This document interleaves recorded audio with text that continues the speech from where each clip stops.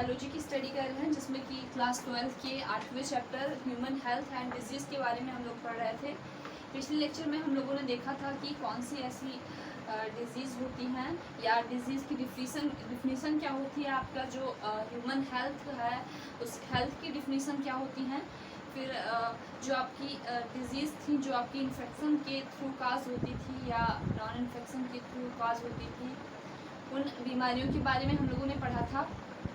जो आपकी इन्फेक्शन से काज होने वाली बीमारी थी, जैसे जो बैक्टीरिया, वायरस तथा फंगस या प्रोटोजोआ से जो बीमारियां फैलती थी, उनके बारे में हम लोगों ने पढ़ा था। फिर पिछले लेक्चर में हम लोगों ने देखा था कि जो आपकी इम्यूनिटी होती है यानी जो प्रतिरक्षा होता है, उसके बारे में पढ़ा था कि ह्यूमन में इम्यूनिटी का क्या रोल होता है, इम्यूनिटी कैसे वर्क करती है हमारे डेली लाइफ में या हमारे बॉडी के अदर फंक्शन में। तो फिर देखा था कि कितने टाइप की जो होती है वो प्रतिरक्षा होती है। तो वो आपके 2 टाइप की प्रतिरक्षा हम लोगों ने देखा था, एक सहज प्रतिरक्षा और दूसरी उपार्जित। सहज यानी जिसको हम लोग इंग्लिश में नॉर्मल इम्यूनिटी बोलते हैं, और जो उपार्जित होती है उसको एक्वायर्ड इम्यूनिटी बोलते हैं। तो कल हम लोग की नॉर्मल इम्यूनिटी वाला जो टॉपिक था वो ख़त्म हो गया था। नॉर्मल इम्यूनिटी आपकी जो फिजिकल इम्यूनिटी थी, फिर फिजियोलॉजिकल इम्यूनिटी थी, फिर सेलुलर इम्यूनिटी थी ऐसी आपकी, और फिर साइटोसेलुलर इम्यूनिटी। ये आपकी 4 टाइप की ऐसी इम्यूनिटी थी जो कि आपकी नॉर्मल इम्यूनिटी के अंतर्गत आती थी। जैसे हमारी सबसे बड़ी जो फिजिकल इम्यूनिटी के अंतर्गत आती थी वो हमारी स्किन थी, जो कि सबसे ऐसा माना जाता है कि विदाउट स्किन से हम सर्वाइव नहीं कर सकते, जो कि सबसे ज़्यादा बड़ा बैरियर होता है हमारे और इन्वायरमेंट के बीच। क्योंकि इन्वायरमेंट में बहुत सारे ऐसे हार्मफुल एलिमेंट्स होते हैं जो कि हमारी बॉडी के अगर कांटेक्ट में आ जाएं, हम डायरेक्टली हमारे ब्लड या हमारे सेल्स के कांटेक्ट में आ जाएं तो हमें काफ़ी ज़्यादा हार्म पहुंचाएंगे। तो इससे हमारा जो प्रोटेक्शन होता है वो हमारी स्किन करती है। फिर आपकी जो सेल्स होती हैं, जैसे आपकी WBC हो गई आपके ब्लड की, वो हमारे बॉडी को प्रोटेक्ट करती हैं हार्मफुल एजेंसी से। फिर हमारे जो इंटरनल ऑर्गन्स होते हैं उन पे कुछ ऐसे, जैसे सलाइवा होता है, वो आपकी म्यूकस की एक लेयर होती है हमारे डाइजेस्टिव सिस्टम में, जो कि जब हम फूड खाते हैं तो उससे जो नॉन एसेंशियल एलिमेंट्स हमारे बॉडी में जाते हैं तो उनसे प्रोटेक्ट करता है, जो आपका सलाइवा होता है। फिर आपके लीवर, जो आपका लीवर होता है वो हाईली एसिडिक होता है, जिससे क्या होता है, जिससे उसमें HCl का मात्रा जो होता है, हाइड्रोक्लोरिक एसिड जो होता है, वो काफ़ी ज़्यादा अमाउंट में होता है, जिससे आपके जो अदर एसेंशियल, जैसे आपके अगर फूड के साथ में कोई बैक्टीरिया, वायरस या अदर नॉन एसेंशियल या आपका फूड जो है वो ख़राब है तो उससे वो आपकी बॉडी को प्रोटेक्ट करता है। इसमें काफ़ी ज़्यादा एसिडिक कंडीशन आपके लीवर में पाई जाती है, जिससे आप अनवांटेड फूड को भी डाइजेस्ट कर सकते हैं। तो ये आपका कौन सा तंत्र था जो आपके इम्यूनिटी में आपका जो पहला था, यानी नॉर्मल इम्यूनिटी, जो कि सब में पाई जाती है। फिर जिसको हम लोग नॉर्मल इम्यूनिटी को जेनेटिक इम्यूनिटी भी बोलते थे, जो कि आपकी नॉर्मल इम्यूनिटी थी। तो आज हम लोग पढ़ेंगे जो आपकी दूसरी टाइप की इम्यूनिटी है, जो आपकी दूसरी टाइप की प्रतिरक्षा है, जिसको हम लोग एक्वायर्ड इम्यूनिटी बोलते हैं, यानी उपार्जित प्रतिरक्षा, जो हमें जेनेटिक्स से यानी हमारे पेरेंट्स से हमें प्राप्त नहीं होती है, जो कि हमें स्वतः जब हम किसी चीज़ से इन्फेक्टेड होते हैं तब जाके कुछ ऐसे एंटीबॉडी या कुछ ऐसे एलिमेंट्स का या कुछ ऐसे एंटीबॉडीज़ का फॉर्मेशन होता है, जो कि हमें उस पर्टिकुलर बीमारी से लड़ने में हेल्प करती है। जैसे आपका जो स्किन है वो आपके किसी भी टाइप के वायरस से हमें बचाती है, किसी भी टाइप के बैक्टीरिया से हमें बचाती है। लेकिन ये जो एक्वायर्ड इम्यूनिटी है, इसमें वो पर्टिकुलर वही बैक्टीरिया होगा जो कि हम जिससे बचेंगे। तो हम लोग देखेंगे कि जो एक्वायर्ड इम्यूनिटी होती है, जैसे आपकी नॉर्मल इम्यूनिटी थी उसको हम लोग जेनेटिक इम्यूनिटी बोलते थे, वैसे आपकी जो एक्वायर्ड इम्यूनिटी है उसको हम लोग स्पेशल इम्यूनिटी बोलते हैं। ये एक टाइप की विशेष टाइप की इम्यूनिटी होती है जो कि हमारी बॉडी सेल्स में पाई जाती है। जब हम किसी रोग से ग्रसित होते हैं तो हमारी बॉडी कुछ ऐसी एंटीबॉडीज़ का निर्माण करती है, जो कि आगे चल के उस बैक्टीरिया से, उस वायरस से या उस बीमारी से लड़ने में हेल्प करती है। तो ये इसकी जो आपकी उपार्जित प्रतिरक्षा है, जिससे स्पेशल टाइप की इम्यूनिटी, ये एक विशेष प्रकार की इम्यूनिटी है। सबसे पहले ये जानेंगे जो आपकी पहली इम्यूनिटी थी, जिसको हम लोग नॉर्मल इम्यूनिटी बोलते थे, यानी सहज प्रतिरक्षा बोलते थे, वो आपकी जेनेटिक इम्यूनिटी के अंतर्गत आती थी। और ये जो है वो आपकी किस में आती है, तो ये आपकी स्पेशल इम्यूनिटी के अंतर्गत आती है। स्पेशल इम्यूनिटी में इसमें जब हम किसी रोग से ग्रसित होते हैं तब हमारे अंदर ऐसे एंटीबॉडी का निर्माण होता है जो कि उस पर्टिकुलर वायरस या बैक्टीरिया को किल करता है। तो इसमें जो आपकी एक्वायर्ड इम्यूनिटी होती है इसके कई सारे स्टेप होते हैं। जैसे आपका फर्स्ट स्टेप हुआ, अगर हम फर्स्ट बार किसी बीमारी से ग्रसित हुए तो उसमें क्या होती है, आपकी इम्यून सेल का फॉर्मेशन होता है, इम्यून सेल करेगी। फिर अगर सेकेंड टाइम पे हम उसी बैक्टीरिया से इफेक्टेड होते हैं तो सेकेंड टाइम पे वही इम्यून सेल आपकी, क्योंकि एक बार हम उससे लड़ चुके होते हैं, दूसरी बार हमें ये पता होता है कि इस वायरस के अटैक से हमें इस एंटीबॉडी का फॉर्मेशन करना होगा जिससे कि हम बच पाएंगे। तो उसके अब ये जो है आपका वो स्टेप्स में डिवाइड होती है, जो आपकी एक्वायर्ड इम्यूनिटी है, जो सबसे पहला स्टेप उसमें है, तो वो फर्स्ट एंड सेकेंड स्टेप में ये डिवाइड होती है। पहला स्टेप होता है जब हम पहली बार किसी वायरस से संक्रमित होते हैं तो वो आपका पहला स्टेप होता है। फिर अगर हम दूसरी बार उसी वायरस से संक्रमित होते हैं तो हमारी बॉडी ईजिली उससे बच पाती है, क्योंकि जो एंटीबॉडी होती है वो पहले ही हमारी बॉडी में बन चुकी होती है, तो हम उससे ईजिली बच सकते हैं। फिर इसमें विशिष्टता क्या होती है, स्पेशलिटी क्या होती है आपकी एक्वायर्ड इम्यूनिटी में, उसको हम लोग जानेंगे। इट कैन आइडेंटिफाइड पैथोजन, ये जो है वो पैथोजन यानी रोगजनक को पहचान लेती है।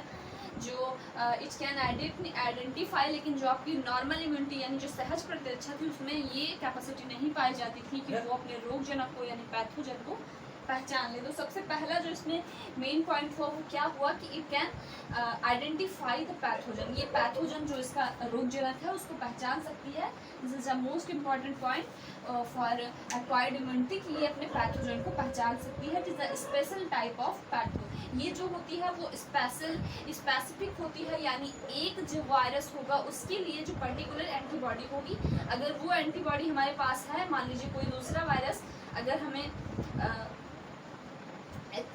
हमें जुखाम है, जुखाम का वायरस हमारे पास है, जुखाम की एंटीबॉडी हमारे पास बन चुकी है।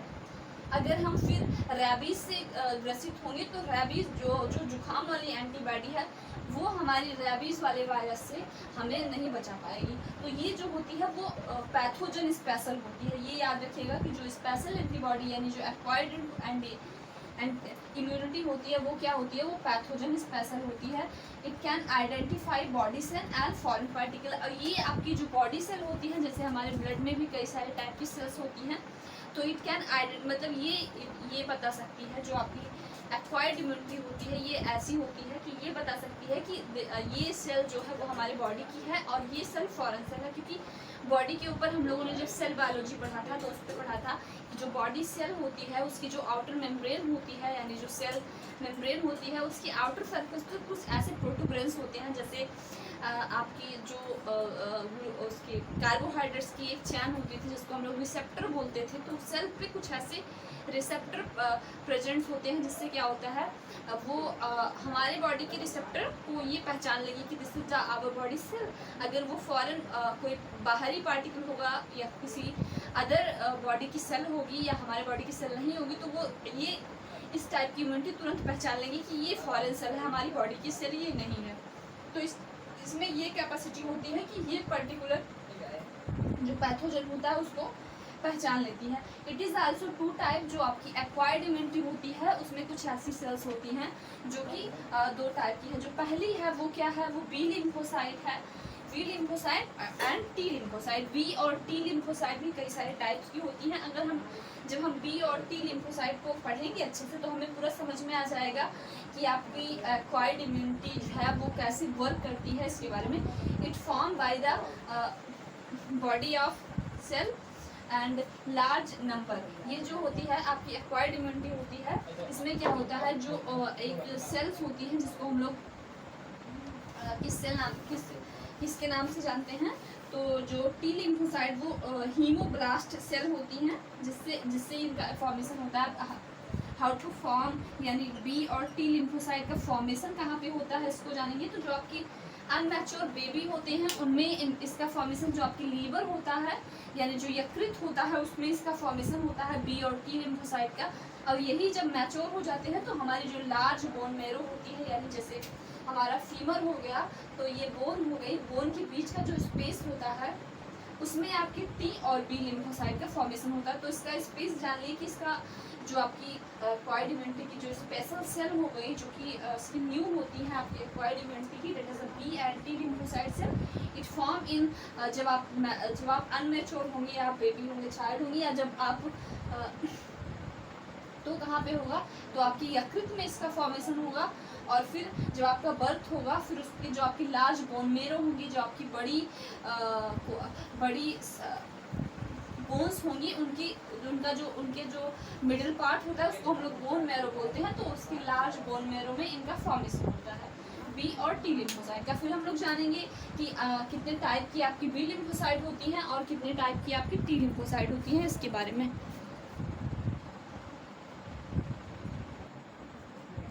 तो हम लोग देखेंगे कि कितने टाइप की आपकी जो बी लिम्फोसाइट और टी लिम्फोसाइट है, यानी जो बी लिम्फोसाइट है उसको एंटीबॉडी मार्धित प्रतिरक्षा तंत्र बोलते हैं, एंटीबॉडी मार्धित प्रतिरक्षा तंत्र। और जो आपके टी लिम्फोसाइट है उसको हम लोग बोलते हैं कोशिका मार्धित प्रतिरक्षा तंत्र। तो हम लोग जानेंगे कि जो आपकी बी लिम्फोसाइट हैं वो कैसे वर्क करती हैं, क्या वर्क करती हैं, इसके बारे में कि जो आपकी बी लिम्फोसाइट है वो कैसे वर्क करती है इसके बारे में। तो it protect for virus and bacteria. जो वायरस और बैक्टीरिया में फॉरेन पार्टिकल होते हैं इससे हमारी बॉडी की हेल्प करते हैं। When any foreign particle is entered in our body, it will affect, यानी जब कोई फॉरेन पार्टिकल हमारी बॉडी के अंदर, जैसे कोई virus, bacteria, other foreign particle हमारी बॉडी के अंदर आता है तो ये क्या होती हैं, ये एक्टिव हो जाती हैं। It will active when any foreign particle come in our body. जब कोई फॉरेन पार्टिकल हमारी बॉडी के अंदर, जैसे वायरस, बैक्टीरिया, फंगस या कुछ भी हमारी बॉडी के अंदर आएगा तो ये एक्टिव हो जाएगी, यानी ये एंटीबॉडी का प्रोडक्शन शुरू कर देंगी। और इनका क्या होगा, एंड इट विल डिवाइड। ये जो होती हैं, जो आपकी बी लिम्फोसाइट होती है, ध्यान रखिएगा ये जो है ये आपकी बी लिम्फोसाइट के बारे में बताया गया है। ये जो है वो आपकी टाइप ऑफ एक्वायर्ड सिस्टम की 2 सेल्स होती हैं। तो जो बी लिम्फोसाइट है it will divide in plasma B cell. जो बी लिम्फोसाइट है ये प्लाज्मा बी सेल और स्मृति यानी मेमोरी बी सेल में डिवाइड है। जो बी लिम्फोसाइट है it will divide in 2 cell. First cell is plasma B cell and second cell is memory B cell.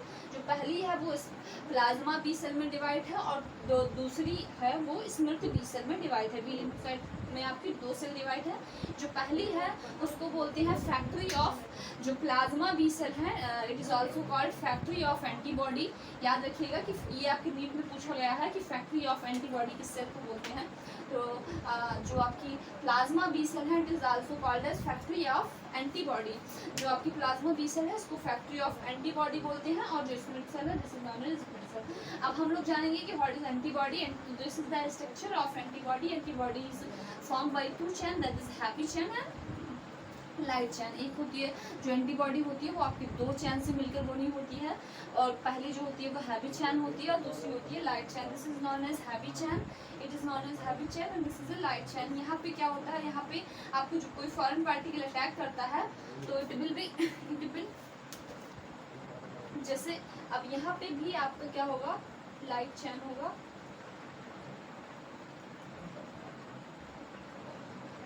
जब कोई फॉरेन पार्टिकल यहाँ पे अटैक करेगा, मान लीजिए कोई वायरस यहाँ पे आया तो ये भी फंक्शनल में, तो ये फंक्शन में आ जाती हैं।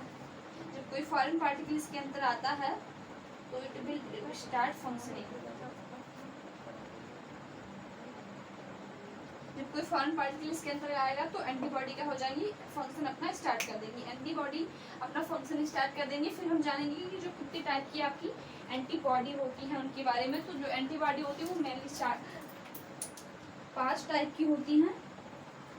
आपकी एंटीबॉडी कितने टाइप की होती है, तो एंटीबॉडी जो होती है वो आपकी मेनली 5 टाइप की होती है। 5 सेल ऐसी होती हैं जो जिनसे आपकी एंटीबॉडी का फॉर्म। कि कौन कौन सी आपकी एंटीबॉडी होती है। तो हम लोगों ने एंटीबॉडी का स्ट्रक्चर देखा कि आपकी एंटीबॉडी का स्ट्रक्चर, फिर इनके कौन कौन सी टाइप की सेल से आपकी एंटीबॉडी का फॉर्मेशन होता है। तो इम्यूनोग्लोबुलिन सेल होती हैं जो कि 5 टाइप की होती हैं, जिसको हम लोग IG बोलते हैं, शॉर्ट में IG बोलते हैं। This is known as immunoglobulin cell. इनसे क्या होता है, इनसे फॉर्मेशन होगा आपकी एंटीबॉडी का। जो इम्यूनोग्लोबुलिन सेल होंगी इनसे किसका फॉर्मेशन होगा, तो जो आपकी इम्यूनोग्लोबुलिन सेल होती हैं जिसको हम लोग शॉर्ट में IG बोलते हैं, ये आपकी 5 टाइप की होती हैं। यही आपके पूरे जो बी लिम्फोसाइट का फंक्शन होता है उसको कंट्रोल करती हैं। तो जो पहली हो गई इसकी एक ट्रिक है, आप कैसे याद करेंगे, तो उसके लिए एक ट्रिक है AGDM।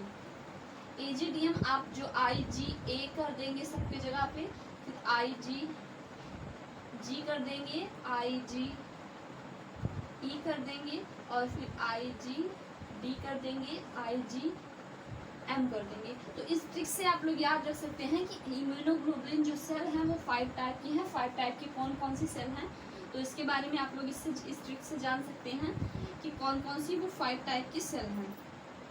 1 2 3 4 कौन कौन सी वो 5 टाइप की सेल हैं। तो सबसे पहली जो है IgA, ये कहाँ, जो हमारे बॉडी से जो ग्लोबुलिन जो सेल थी उसको हमने देखा था 5 टाइप की। 5 टाइप की कौन कौन सी थी, तो IgA, IgD, IgE, IgG और IgM, जो कि आपकी 5 टाइप की सेल थी, उसको हम लोगों ने AGDM नामक ट्रिक से जाना था। तो IG सबके आगे हम लोग को क्या लगाना था, तो इम्यूनोग्लोबुलिन जो सेल है उसको हमको सबके आगे लगाना था।